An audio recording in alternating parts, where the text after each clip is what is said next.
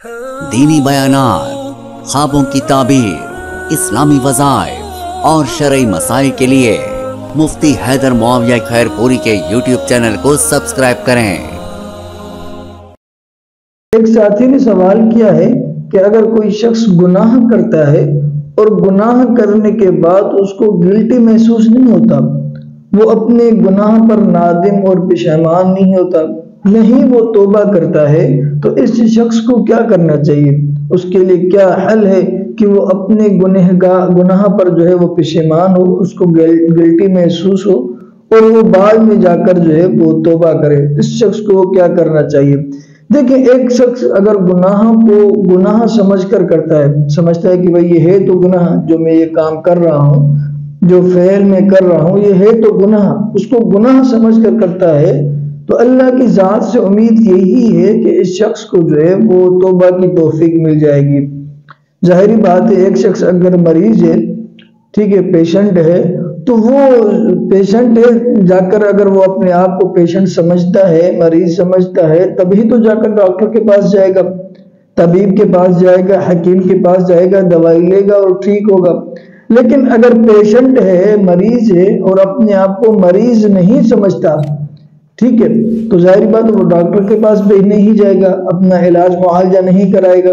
ویسے ہی اس کا the end ہو جائے گا۔ یہی مثال اس شخص کی ہے جو گناہ کو گناہ تو سمجھتا ہے، جب گناہ کو گناہ سمجھتا ہے تو اس کو گلٹی محسوس بھی ہوگا، وہ اپنے گناہ پر نادم بھی ہوگا، پشیمان بھی ہوگا، آخر کار وہ اللہ کے دروازے پہ آئے گا اور توبہ کرے گا، اور اللہ کی ذات سے امید ہے اللہ رب العزت اس کے گناہ کو معاف فرما دیں گے۔ لیکن ایک شخص گناہ کو گناہ ہی نہیں سمجھتا، نہ ہی وہ گناہ کرنے کے بعد اس کو گلٹی محسوس ہوتا ہے،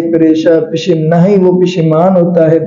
نہ ہی وہ اپنے گناہ پر نادم ہوتا ہے، اس کا دل سخت بن چکا ہے، اس کا دل پتھر بن چکا ہے، تو اس شخص کو چاہیے کہ یہ وہ اللہ والوں کی صحبت اختیار کرے، ٹھیک ہے، نیک لوگوں کی صحبت اختیار کرے۔ کہتے ہیں نا، صحبت صالح ترا صالح کنن، کہ نیک لوگوں کی صحبت تمہیں نیک بنائے گی،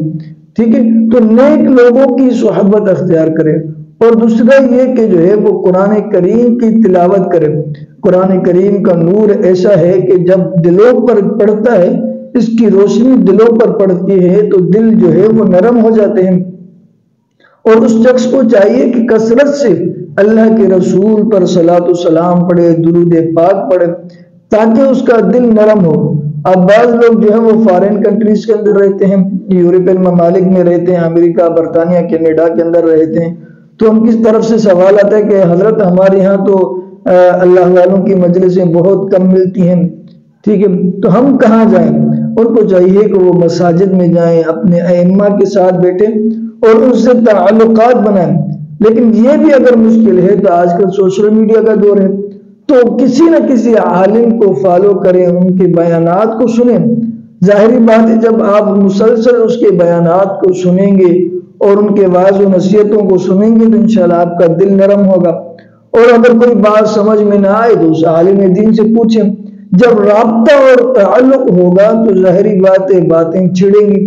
آپ وہ ان سے سوالات کریں گے، وہ آپ کو واعظ و نصیحت کریں گے، آپ کو سمجھائیں گے، تو انشاءاللہ اللہ کے فضل و کرم سے آپ کا دل نرم ہوگا۔ اللہ سے دعا ہے اللہ رب العزت آپ کے لیے، ہمارے لیے اور پوری امت کے لیے آسانیاں فرمائے۔ السلام علیکم ورحمۃ اللہ وبرکاتہ۔